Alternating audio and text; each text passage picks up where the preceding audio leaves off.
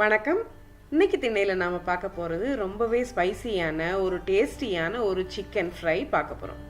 அதாவது சாதாரண சிக்கன் ஃப்ரையோட கொஞ்சம் வித்தியாசமாக நாம் இதை நல்ல பச்சை மிளகாயோட காரமும் வாசனையும் சேர்த்து பண்ண போகிறோம்.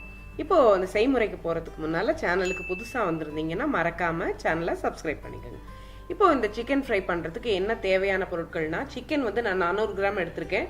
தயிர் 3 tablespoon, ginger garlic paste 1 tablespoon, மஞ்சள் பொடி 1/2 டீஸ்பூன், மிளகாய் பொடி மல்லிப்பொடி ரெண்டும் 1 டீஸ்பூன், கரம் மசாலா 1/2 டீஸ்பூன். இவ்வளோதான் இதுக்கு தேவையான பொருட்கள். இப்போ இதை நல்லா மசாலா கலந்து மேரினேட் பண்ணி வச்ச அந்த சிக்கனை தயிர் மசாலாலாம் கலந்து மேரினேட் பண்ணி ஒரு அரை மணி நேரத்துலேருந்து 1 மணி நேரம் வச்சுட்டு அதை நேரடியாக எண்ணெய் சூடான உடனே அதை அந்த சிக்கன் எல்லாம் சேர்த்துருங்க. முதல்ல தாளிக்கிறதுக்கு எதுவுமே போட வேண்டாம். நேரடியாக சிக்கனை எண்ணெயில் சேர்த்து கொஞ்ச நேரம் மூடி வைக்கணும்.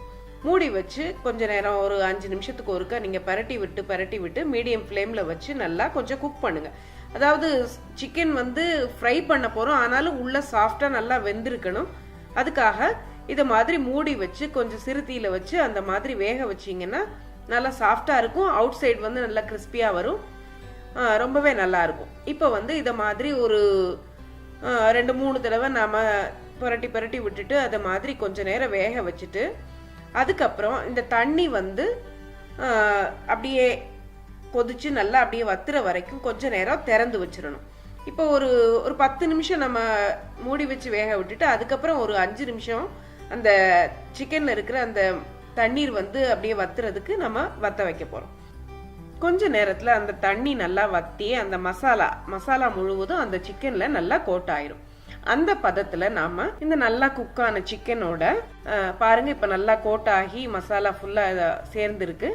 இப்போ ஒரு பாதி நறுக்குன வெங்காயம், நல்ல மெலிசா நறுக்குன வெங்காயம் பாதி அளவுக்கு இருந்தா போதும். நிறைய போட்டா அவ்வளவு நல்லா இருக்காது, அதனால பாதி வெங்காயத்தை போட்டு நல்லா பெரட்டி விடுங்க. இந்த வெங்காயம் முழுசா குக்காக வேண்டாம், பாதி அளவுக்கு குக்கானா போதும். இந்த வெங்காயம் கொஞ்சம் அந்த பச்சை வாசனை போய் வதங்கின ஸ்டேஜ்ல அது கூட நாம ஒரு 2ல இருந்து 3 பச்சை மிளகாயை சின்ன சின்ன துண்டுகளா நீங்க நறுக்கி அந்த பச்சை மிளகாயும் சேர்த்துக்குங்க.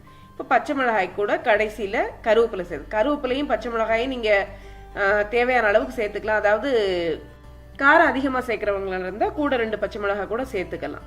கடைசியில நல்லா பரட்டி விடுங்க. அந்த கருவேப்பிலை நல்லா வாசனை கொடுக்கும். அந்த பச்சை மிளகாயும் லேசா வதங்கும் போது ஒரு நல்ல டேஸ்ட்டை கொடுக்கும். அதாவது இது எல்லாமே ரொம்ப வேகக்கூடாது, கடைசியில போட்டு 1 நிமிஷம் பரட்டி இறக்கிடலாம்.